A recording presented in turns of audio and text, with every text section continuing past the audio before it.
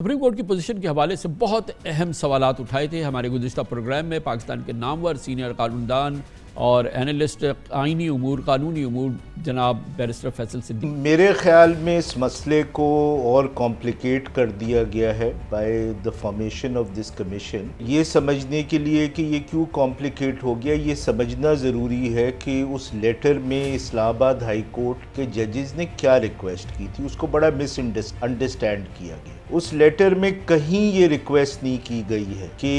یہ جو executive through its agencies interfere کر رہے ہیں ان کو انویسٹیگیٹ کیا جائے اور ان کو پنش کیا جائے، یہ کوئی ریکویسٹ نہیں ہے اس لیٹر میں۔ اس ریکویسٹ کی اس لیٹر میں بنیادی ریکویسٹ جو ہے کامران صاحب وہ یہ ہے کہ ججز نے یہ کہا ہے اپنے پہلے پیراگراف میں بھی اور لاسٹ پیراگراف میں بھی کہ جب اس قسم کی انٹرفیئرنس ہوتی ہے تو سپریم جوڈیشل کاؤنسل جس کا یہ کام ہے کہ وہ ججز کا کوڈ آف کنڈکٹ انفورس کرے، وہ ہمیں گائیڈ کرے کہ جب اس قسم کی انٹرفیئرنس ہوتی ہے ایگزیکٹو کی طرف سے تھرو اٹس ایجنسیز تو ہم کس طرح رسپونڈ کریں، ہم انڈیویجولی رسپونڈ کریں، ہم کلیکٹیولی رسپونڈ کریں۔ ایک تو انہوں نے گائیڈنس مانگی تھی سپریم جوڈیشل کاؤنسل سے، دوسری جو بات ہے وہ یہ ہے کہ سیڈلی اس میں انہوں نے ڈس سیٹسفیکشن شو کی ہے against the leadership of the chief justice of the Islamabad high court, اور پھر انہوں نے ایک سجیشن دیا ہے کہ اس معاملے کو کس طرح حل کیا جائے کہ سارے سپیریئر کورٹ ججز کا کنونشن بلا کے پھر سپریم جوڈیشل کاؤنسل یا سپریم کورٹ اس میں ہم گائیڈنس دے کہ جب اس قسم کی executive interference in the future ہو تو ہم کیا کریں گے۔ سوال ہے طریقہ کار کا۔ اس کا حل یہی تھا کہ ایک فل کورٹ بیٹھتا، وہ 184(3) انووک کرتا اور وہ یہ تینوں چیزیں جو میں نے بیان کی ہیں کہ ہائی کورٹ کے ججز کو ایسے معاملات میں کیا کرنا چاہیے، جب آپ کا چیف جسٹس اس پہ کوئی ایکشن نہیں لے رہا ہے تو کیا ہونا چاہیے، اور اس قسم کی انٹرفیئرنس کس طرح روکنی چاہیے، یہ معاملہ پاسٹ میں سپریم کورٹ نے 184(3) میں ہی ڈیل کیا ہے اور اس کی ہمیں 3 مثال ہر لحاظ سے ایک تاریخی پیش رفت ہے۔ اس پر بات کرنے کے لیے ہمارے ساتھ موجود ہے محترم سینٹر کامران مرتضیٰ، سابق صدر سپریم کورٹ بار ایسوسی ایشن۔ بہت بہت شکریہ کامران مرتضیٰ صاحب، آپ نے ہمیں جوائن کیا ہے۔ یہ فرمائیے گا کہ آپ کی دانست میں وہ کیا عوامل تھے جو ایک بالکل ایک سچویشن مکمل طور پہ بدل گئی 72 گھنٹے میں۔ پہلے فل کورٹ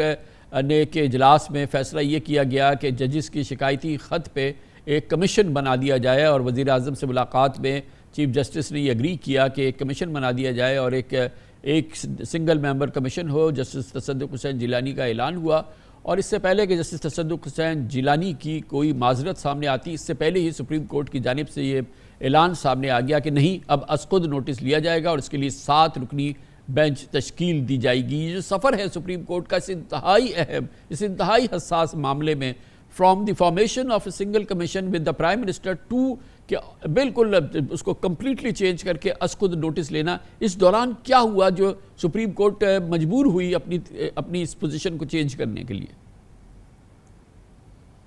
دیکھیے، 2 طرح کے معاملات بظاہر نظر آتے ہیں۔ پہلے تو کمیشن ایسا لگتا تھا کہ کمیشن جو ہے وہ چیف جسٹس صاحب کی مرضی کے مطابق بنا ہے، مگر ایک پریشر سپریم کورٹ کے اندر سے تھا ججز کا، اور دوسرا پریشر جو ہے وہ لیگل فرٹرنیٹی کا اور سیاسی جماعتوں کا تھا۔ تو عوام اپنے پریشر سے جو ہے وہ لوگوں کو مجبور کر سکتے ہیں، اداروں کے سربراہوں کو مجبور کر سکتے ہیں کہ وہ درست سمت میں سفر کریں۔ یہ جو ہومیوپیتھک قسم کا کمیشن بنایا تھا اور جس کے لیے جو ٹرمز آف ریفرنس بنائے تھے وہ اس سے بھی زیادہ بدتر تھے، اور اس کے ساتھ جو اعلامیہ جاری کیا تھا کہ ایگزیکٹو کا کوئی کردار نہیں ہے، یعنی اس کو خود نگیٹ کر دیا تھا گورنمنٹ نے۔ بہرحال وہ انڈو ہو گیا، مگر سپریم کورٹ اس وقت ایک امتحان میں پڑ گئی ہے، اور یقیناً یہ ایسا امتحان ہے کہ وہ پاکستان کی اگلی تاریخ جو ہے وہ آئندہ کی تاریخ اس حوالے سے، عدالتی تاریخ اس حوالے سے لکھی جائے گی۔ اس امتحان سے آیا وہ سرخرو ہوگی یا نہیں ہوگی۔ اس کو کامران مرتضیٰ صاحب اس کو ایکسپلین کیجئے کہ پاکستان کی مستقبل کی عدالتی تاریخ اس سماعت پہ، اس پروسیڈنگز پہ اور اس کے فیصلے پہ جو از خود نوٹس لیا آج چیف جسٹس قاضی فائز عیسیٰ نے اور اس حوالے سے 7 رکنی بینچ تشکیل دی، آپ نے کہا پورا عدالتی ہماری جو مستقبل ہے اس کا بہت بڑا دار و مدار اس کیس پر ہوگا، ذرا اس کو تھوڑا ایکسپلین کیجئے۔ دیکھیے اس وقت آپ 139ویں نمبر پہ ہیں دنیا کی جوڈیشری میں، اور آپ کا یہ صرف 6 ججز کا معاملہ نہیں ہے، گو کہ اس پہ کمیشن پہلے بنا اور اب سو موٹو میں لے لیا گیا۔ یہ معاملے کو اگر آپ دوسری ہائی کورٹوں میں لے جائیں اور کانفیڈنس کے اندر بات کریں تو پریشر اور باقی ہائی کورٹوں میں، بلکہ ایون باقی اداروں میں بھی ہر جگہ پہ آتا ہے، اور اسی قسم کا آتا ہے جس طرح کی شکایت ہوئی ہے۔ دو کہ مجھے ریزرویشن ہے کہ جس طریقے سے انہوں نے شکایت کی اور کنٹیمپٹ نہیں لیا، یا جس طرح سے اکٹھے ہو کے آئے، یا جو ڈیلے ہوا۔ اب اگر فرض کر لیجئے کہ اس کے اوپر مٹی ڈالی گئی عدالتی سو موٹو لینے کے بعد، ایک ایکشن کے بعد، تو دین جو ہے نا پھر آپ 139ویں نمبر پہ بھی نہیں رہیں گے، آپ شاید کہیں جو ہے نا آپ کہیں فگر ہی نہ کریں۔ آپ کے ہاں پہلے بھی جو ہے نا آپ کے سسٹم کے اوپر کوئی اعتماد نہیں کرتا، آپ کی معیشت کے بہت سارے معاملے اس لیے ٹھیک نہیں ہیں کہ آپ کے عدالتی نظام پہ کوئی اعتماد نہیں کرتا، اور اب عدالتی نظام اگر اس حد تک گر جائے کہ وہ آپ اپنے 6 ججوں کو کوئی انصاف نہ دلوا سکے، یا باقی جو لوگ ابھی تک سامنے نہیں آئے ان کو انصاف نہ دلوا سکے، تو پھر جو ہے نا تو معاملہ اچھا یہ فرمائیے گا کامران مرتضیٰ صاحب، آپ ماشاءاللہ سپریم کورٹ بار کے سربراہ رہے ہیں، پاکستان کے بہت ہی سیزن ماشاءاللہ پریکٹیشنر ہیں لاء کے اور آئینی معاملات کے، یہ فرمائیے گا کہ آپ کی کیا خبر ہے کہ یہ معاملہ جو ہے دراصل صرف 6 ججز تک محدود نہیں ہے، کیونکہ آپ نے اس کا ذکر کیا ابھی کہ اور اگر ہائی کورٹس کے ججز کو پوچھا جائے یا وہ بات سامنے آئے یا دوسرے اداروں میں بھی بات آئے، تو شاید یہ جو مرض یہاں پہ نظر آیا ہے یا جس کی نشاندہی کی گئی ہے یا جس کی شکایت کی گئی ہے، یہ دراصل صرف اسلام آباد ہائی کورٹ تک محدود نہیں ہے، آپ یہ کہہ رہے ہیں؟ میں یہ کہہ رہا ہوں، اور یہ پورے پاکستان تک ہے، میں اس چیز کو خود وٹنس کرتا ہوں۔ دیکھیے ہم لوگوں کو جانتے ہیں، ہم ان اداروں کے سربراہوں کو بھی جانتے ہیں۔ میں 2003 کی بات کرتا ہوں، 2003 میں پہلی دفعہ سینیٹر بنا تھا۔ اس وقت ایک ادارے کے سربراہ جب بھی کوئی خاص کیس لگتا تھا، اس وقت یہ ہوا کرتا تھا کہ اس طرح سے پیغام رسانی نہیں ہوتی تھی، تھوڑی سی ججوں کی عزت زیادہ تھی تو وہ اس میں خود تشریف لے آیا کرتے تھے، تو ان کی جو ٹانگ ایک خراب تھی، وہ جتنا بھی حلیہ بدلی کرتے تھے ان کی لنگڑاہٹ سے جو ہے نا وہ ہم پہچان لیتے تھے کہ آج فلاں صاحب جو ہے وہ ہائی کورٹ میں تشریف لائے ہیں، تو پھر یہ ظاہر ہے اس کیس کے ساتھ کوئی نہ کوئی کنیکشن بنتا ہے ان کا۔ تو یہ 2003 کی بات ہے، لیکن کیا آپ یہ کہہ رہے ہیں، میں آپ کو کلیریفائی کہ یہ 2024 میں بھی یہ ہو رہا ہے، 2023 میں بھی یہ ہو رہا ہے؟ میں کہہ رہا ہوں کہ پاکستان بننے کے بعد سے شاید یہی کچھ ہوتا آیا ہے۔ تو گویا اسی وجہ سے آپ کہہ رہے ہیں کہ آپ کے خیال میں سپریم کورٹ کی یہ کارروائی جو اس کو نوٹس ہے، یہ اس پورے عمل کو جو آپ کہہ رہے ہیں پاکستان کی پیدائش سے یہ کام چل رہا ہے اور آج تک یہ ہو رہا ہے، اس کا رخ بدل سکتی ہے یہ کارروائی جو کہ اب سپریم کورٹ میں ہو رہی ہے؟ اور اس سلسلے میں آپ کو کتنے آپ آپٹیمسٹ ہیں کہ یہ پورا رخ بدل دے اس قسم کے معاملات کی؟ کیا اتنی قوت ہے سپریم کورٹ میں؟ دیکھیے کامن صاحب، ہم اس جگہ پہ آ گئے ہیں کہ ناؤ اور نیور۔ اب اس کے بعد جو ہے ہم ڈیویشن جو ہے دستور سے برداشت شاید نہیں کر پائیں گے۔ اب آپ آدھا ملک پہلے دے چکے ہوئے، آپ کا باقی ملک جو ہے نا وہ آپ کے وزیر دفاع کہہ رہے ہیں، خواجہ آصف صاحب کہہ رہے ہیں کہ وہ ڈیفالٹ کر چکا ہے انفیکٹ۔ تو جب آپ 75-76 سالوں میں آپ اس حد تک پہنچ گئے اور آپ کا ساتھی ملک جس کے پاس $600 بلین کے جو ہے نا لگ بھگ ریزروز پڑے ہوئے ہیں، تو آپ یہ دیکھ لیجئے کہ آپ کے اور ان کے نظام میں جوہری فرق کیا ہے۔ اگر آپ اپنے ملک کے قانون کے مطابق چلتے، جو بھی قانون آپ نے بنا دیا ہے تو اس کے مطابق چلتے، جو بھی دستور آپ کے ہاں ہیں اس کے مطابق چلتے، تو شاید آپ کا ملک ان سے بہت آگے ہوتا۔ اس ملک کا نقص، اس ملک کی بیماری صرف دستور کے اوپر عمل نہ کرنے میں۔ تو یہ فرمائیے گا کہ آئیڈیلی یہ جو غیر معمولی کیس، تاریخی کیس، بدھ کو جب اس کی سماعت شروع ہو تو یہ 7 رکنی بینچ اس کو پروسیڈ کیسے کرے گی؟ اس کی پروسیڈنگز کیسے شروع ہوں گی؟ سب سے بڑی امپورٹنٹ بات تو کمپلیننٹ جو ہے وہ تو اسلام آباد ہائی کورٹ ہے، ایک طرح سے سوائے 2 ججز کو چھوڑا جائے تو 6 ججز ہیں۔ تو آپ کے خیال میں آئیڈیلی اس کی پروسیڈنگز کیسے آگے بڑھیں گی؟ دیکھیے اس خط کو بنیاد بنا کے، اور میرا خیال ہے وکلا تنظیموں کو، اور ایون اگر پولیٹیکل پارٹیز بھی کوئی اگر اس میں جو ہے نا کنسائزلی جو ہے نا اس میں اگر وہ آ کے اپنی انپٹ دینا چاہیں تو وہ دیں، یا اور کوئی ایسی جو تنظیمیں جو آپ کی ہیومن رائٹس کی تنظیمیں ہیں، یا جہاں پہ کوئی آپ سمجھتے ہیں کہ جو کوئی اس قانونی معاملے میں مدد کر سکتا ہے، وہ تو وہ آگے بڑھے، مگر اس سے پہلے ایک جانب تو یہ ہائی کورٹ کے 6 ججز کا پورا 12 صفحے کا ایک اسپیسیفک شکایت نامہ ہے، اور جو اس قسم کی شکایتیں ہیں بارز کی یا انسانی حقوق کی تنظیموں کی یا ہیومن رائٹس کمیشن کی، یہ ساری اپنی جگہ ہے، لیکن اس کو پروسیس کو آگے بڑھانا ہوگا نا. یہ کس طریقے سے آگے بڑھے گا؟ ایک جانب تو کمپلیننٹس ہو گئے، لیکن دوسری جانب یہ کیسے معاملہ اس کو منطقی انجام تک کیسے پہنچایا جا سکتا ہے؟ دوسری طرف دو جگہ پہ کم از کم آپ کو، بلکہ 3 جگہ پہ، ایک اٹارنی جنرل، ڈیفنس منسٹری اور اس خاص ادارے کو جس کے حوالے سے یہ بات کی گئی ہے، ان کے سربراہوں کو نوٹس کرنا پڑے گا. ان کو کہنا چاہیے یا کہنا پڑے گا. میرے خیال میں، میں نہیں کہتا، میں کوئی ڈکٹیشن نہیں دے رہا بینچ کو، مگر یہ کہنا چاہیے میرے خیال کے مطابق کہ وہ ایفیڈیوٹس فائل کریں، اس کا کاؤنٹر کریں اس کو، اور